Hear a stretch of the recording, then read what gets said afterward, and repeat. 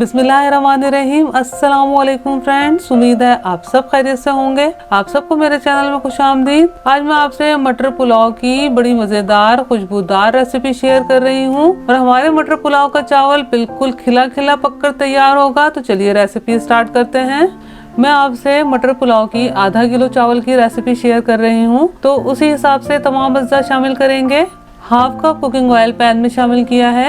ये कुछ साबुत गरम मसाले लिए हैं। 1/4 टीस्पून सफेद जीरा, 4 से 5 लौंगे, 1 बड़ी इलायची, 2 छोटी इलायची, 1 टुकड़ा दालचीनी का और ये 2 तेजपात हैं। ये ऑयल में शामिल करके थोड़ा कड़कड़ा लेते हैं। इस वक्त फ्लेम को मैंने मीडियम रखा हुआ है। अच्छा जी, गरम मसाला कड़कड़ा लेने के बाद ये 1 छोटी प्याज स्लाइसेस में कटी हुई ली है। ये ऑयल में शामिल करके मुस्तकिल चमचे चलाते हुए मीडियम फ्लेम पर अच्छा सा गोल्डन फ्राई कर लेते हैं। अच्छा जी, प्याज बहुत अच्छे से फ्राई हो गई है। अब इसमें तकरीबन 1/4 कप पानी शामिल करेंगे ताकि प्याज मजीद फ्राई ना हो और इसी में हमारा मसाला भी भून के तैयार हो जाए। तो अब इसमें तकरीबन 1.5 टीस्पून लहसुन अदरक का पेस्ट शामिल कर लेते हैं।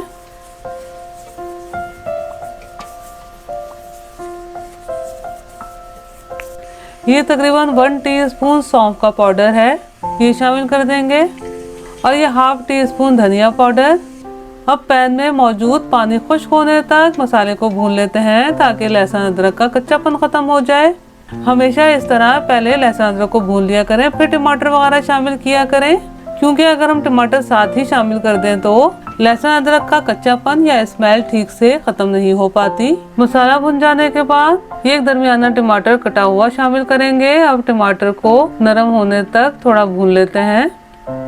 ये तकरीबन 8 से 10 छोटी तीखी हरी मिर्चें हैं, ये भी शामिल कर देते हैं और ये 1.5 कप मटर लिए हैं, ये भी शामिल कर देंगे।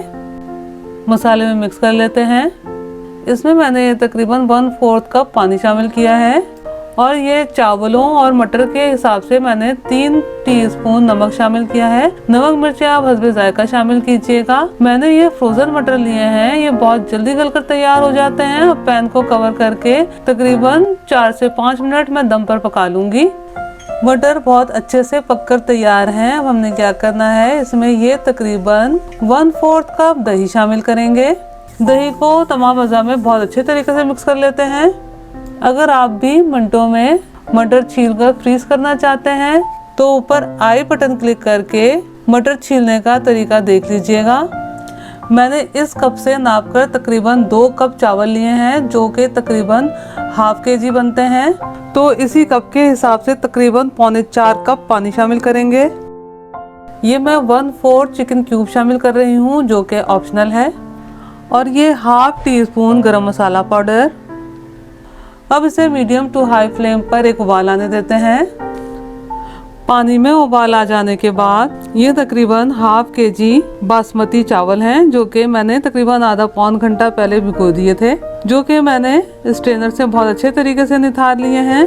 अब इन्हें पैन में शामिल करके इस तरह से मिक्स कर लेते हैं। अब इन्हें मीडियम टू हाई फ्लेम पर पैन को कवर किए बगैर तकरीबन पानी खुश्क होने तक पकाना है। इस पॉइंट पर आप नमक भी चेक कर सकते हैं। नमक थोड़ा तीखा होना चाहिए। मेरे हिसाब से नमक ठीक है, इसलिए मैं मजीद शामिल नहीं कर रही। आप देख सकते हैं तकरीबन पानी खुश्क हो चुका है, लेकिन अभी तकरीबन 1/4 कप पानी बाकी है। जब इस तरह से पानी चावलों में से गायब होने लगे तो तकरीबन 10 मिनट बिल्कुल लो फ्लेम पर चावलों को हमें दम पर रखना है। अच्छा जी, चावलों को तकरीबन 10 मिनट दम पर पका लिया है। अब हमने क्या करना है, फ्लेम को ऑफ कर देना है और इसी तरीके से 10 से 15 मिनट पैन को कवर रहने देना है। मटर पुलाव को बहुत अच्छे तरीके से दम आ गया है। अब ये हमारा मज़ेदार खुशबूदार मटर पुलाव बनकर तैयार है। आप देख सकते हैं कि कितना खिला खिला चावल बनकर तैयार हुआ है।